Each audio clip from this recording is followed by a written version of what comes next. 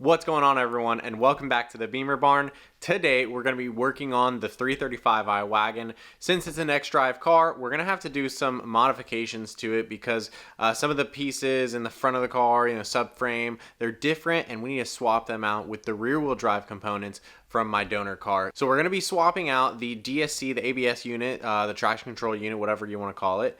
And then we're going to be also swapping out the steering shaft because I know that's a little bit different on the rear wheel drive cars as well. And we'll see from there what else. I have a ton of things on a list to do. So just help me one by one and we'll get these things all knocked out. And soon enough, we'll have that motor in the car and running. So without further ado, let's get straight to work.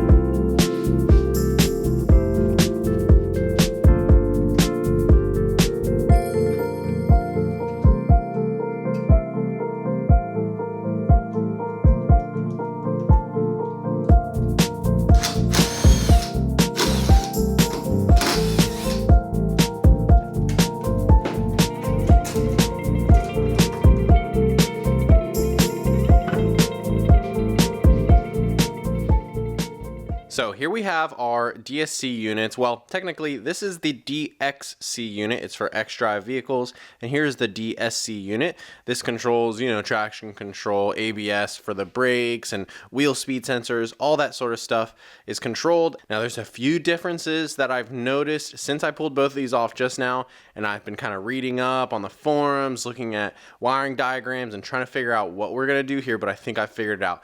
The reason for it is that these two units are actually really different. Not only is the programming different between these two, but also the hardware is very different.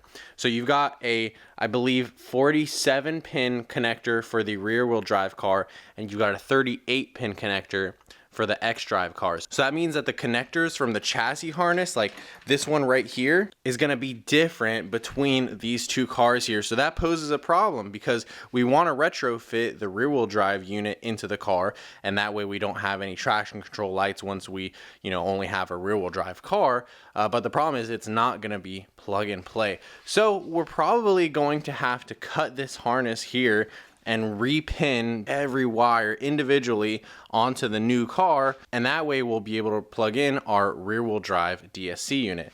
Now the other thing that I'm noticing here is that the brake lines are also different. So two of these are completely swapped, they're in different positions, and the rest of them just don't match up the way that the threads are pitched. So you can see like third from the left is a small pitch, and third from the left is a big one. And so basically these three are different, this one is different, and it means we're just gonna have to replace almost every single brake line up here, including the three that go to the rear brakes and also to the side over here. All of them have to be disconnected. Luckily, there is a connection right there you can see for the rear lines, so we don't have to retrofit all the way to the back of the car. We just need to disconnect all the way up to here, and then the same thing on the XDrive chassis, and we'll be able to retrofit all of the proper brake lines from here to there. So to sum things up, we need to retrofit not only the connector, but also the brake lines for this DSC unit. Now here you can see I've been comparing the pinouts between the DXC module and the DSC module. I think the only difference is that the DSC module has a handbrake switch that we're going to have to wire in. So signal for handbrake warning switch. But I think that we can probably find that connector inside of our wagon. And besides that, everything just realistically needs to get repinned from one to the other. And I think the only difference is that the XDrive module uses the same ground for the brake pad wear sensors, whereas this one uses two different grounds for the front and rear brake pad wear sensors. But I don't think that's a big deal. I think that we can just split the harness from our chassis and make it into two to go into the connector that goes for this module right here. So now let's go ahead and turn our attention to the brake lines, get all those disconnected, and then start swapping them over.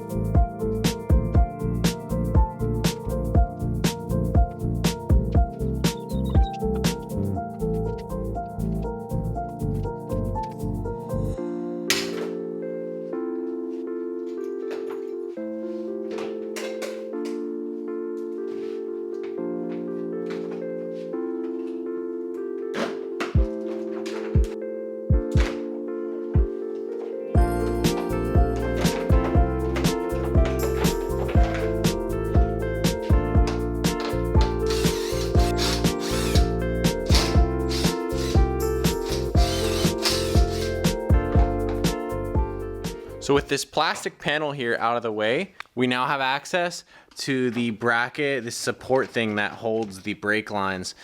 So that was basically pinched down before, and we had to remove the windshield wipers and then the cowl, but I think we'll save that cowl since it was in really good condition. Now we need to get all these lines out here. There's 3 of them. One of them is still connected to the passenger side of the car, and then once we've got all those out, we'll start installing them on the XDrive car.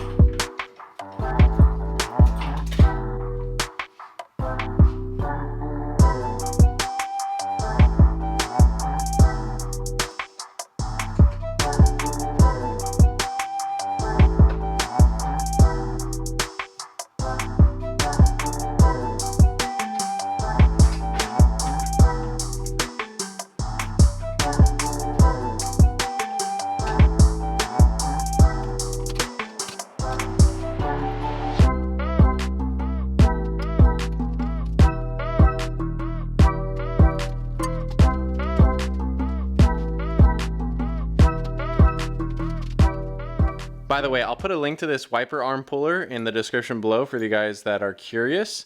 It's really easy to pull wiper arms with this tool, and you don't want to be using pry bars so close to the window because you risk damaging it, cracking it.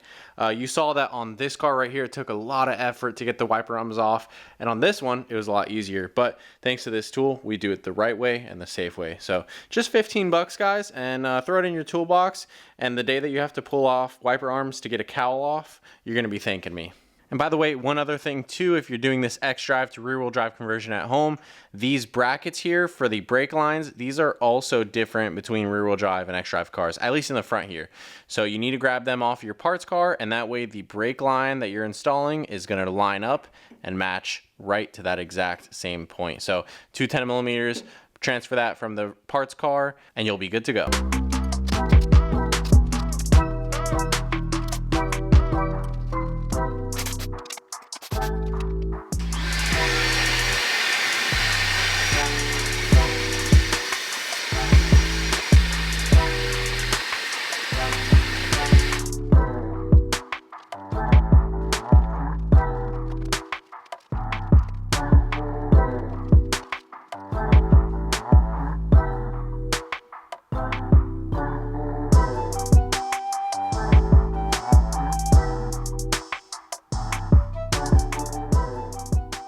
All right, so we've got all of our brake lines changed, and I take back what I said earlier. We actually ended up changing all 6 of the brake lines, all of them that go to the DSC unit right here. So even the one that went to the supply line for the brake master cylinder right here, all of them, basically just between the different positions and such, they don't line up to the factory unit. So they're all swapped out, all 6 of them, not too hard, but now we're gonna take on the endeavor of repinning this DSC harness right here.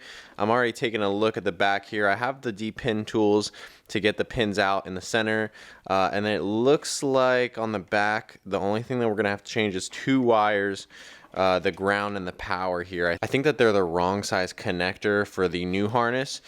So rather than cut this one apart and sacrifice it, I'm gonna go ahead and hop over to the junkyard. They should be open tomorrow morning. We're gonna go down there, cut off one of the DSC pigtails. They charge like $6 for it, and that way we'll have something fresh to build our harness over here. And in case I end up selling this chassis, or one of you guys wants it for a really good deal, then you'll have a full factory harness, and we're not gonna try to cut up anything on this body here. So in the next clip, we'll have one of these pigtails, and then we'll be able to start depinning the factory harness.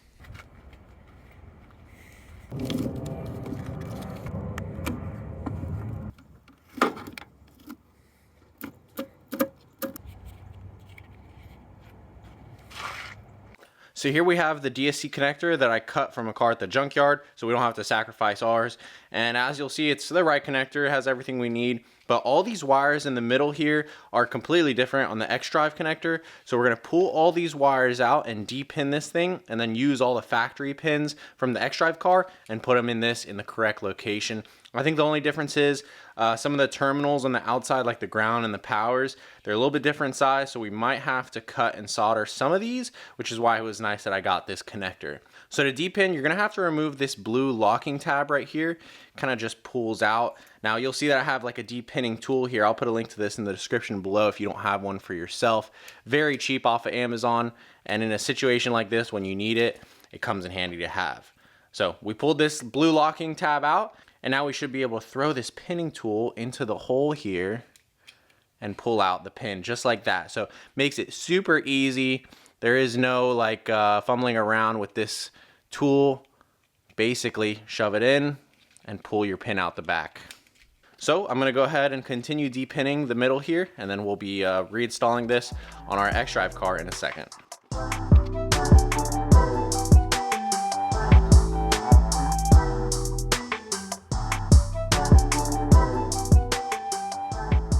So now with the connector fully depinned, I can go ahead and reference my mastered list here of the pinout, and I should be able to say, okay, pin 1, I need to grab from pin 1. Okay, cool.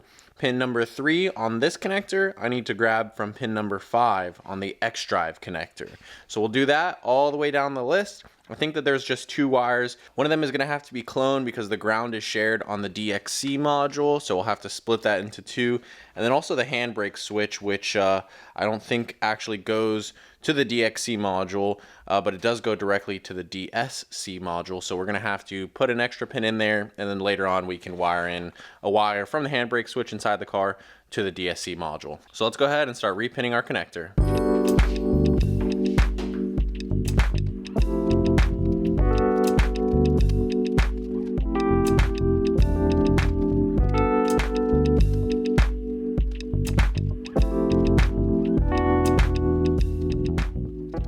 Alright, so that took a while, and actually the battery on the camera died while we were recording this. You know, I'd say that it just took a ton of patience to get all the pins transferred safely and in the correct order, but now that they're in the connector, we do just have 3 pins to worry about. So these are the 3 pins on the chassis of the rear-wheel drive cars that you don't have on an XDrive car, and we're gonna have to wire these in. And I think I have a plan. So the easiest one is this one right here. I don't have it labeled. It's a ground for the brake pad sensor. And since the XDrive cars only have one ground for both brake pad wear sensors, I'm just gonna go ahead, use the little connector and tap this into the other ground.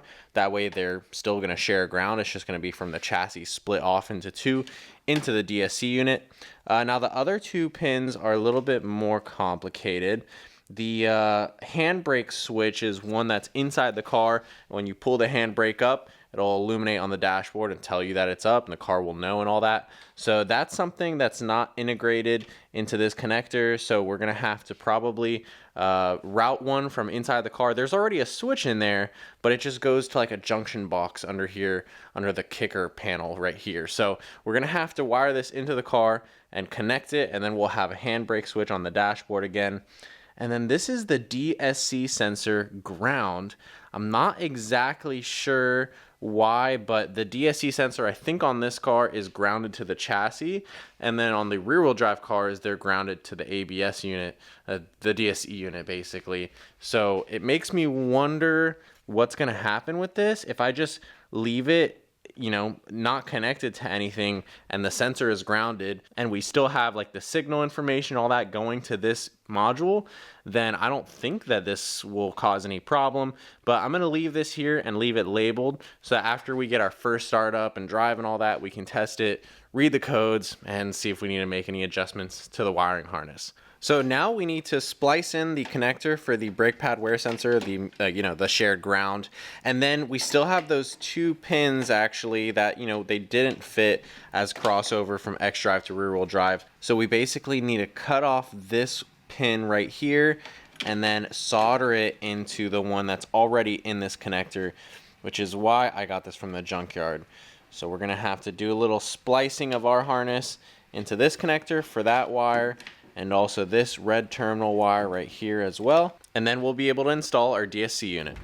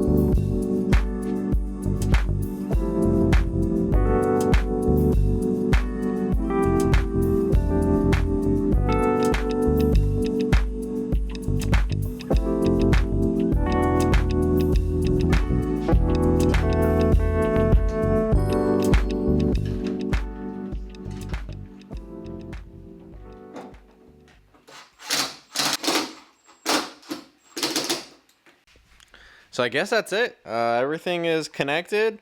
Looks good, looks OEM. I mean, you can't really tell. You know, the bracket down there that holds the DSC unit, it's exactly the same. So that bolted up great. And then we just kind of connected our connector. You can kind of tell that, you know, the wires are a little exposed here. But once we confirm that the wiring is correct and we don't have any faults on the dashboard, then we can go ahead and resolder those two wires that we spliced together for now. And then we can rewrap the loom, make it look a little bit cleaner under here. But keep in mind, this is all going to be covered anyways by cowls and stuff, because we're going to go for like more of an OEM look in the engine bay, which is going to be, I think, a cool kind of sleeper factor of this car. So DSC unit is installed. All the brake lines are good. I also took a minute out to change the steering shaft because it is different between the two cars. I think it's like something with the length and also the flex disc on one end of it. So we changed that out, and now the car has the new steering shaft that'll go straight to the 335i subframe. So both of these things are taken care of. We can knock them off our list and move on to more stuff. So anyways, guys, that's going to conclude our video for today. I hope you enjoyed watching us swap over the DSC unit and do this rear-wheel drive conversion. You know, there's lots of parts of this build that aren't just going to be fun and doing turbos and stuff like that, but there's stuff that's going to be a little more intricate and require some special attention. And I'm hoping that all the wiring is correct. Of course, we can't test it right now because we don't have the motor in the car and we don't have everything else swapped over, so we still have more work to do. But if you're watching at home and you're trying to do this conversion yourself, I hope that this video helped you out. And if you enjoy the content, be sure to leave a like down below. Comment what your favorite part was, or if you have any questions, and if you're new to the channel, consider subscribing. And as always, I hope everyone has an awesome day, and we will see you in the next video. Peace.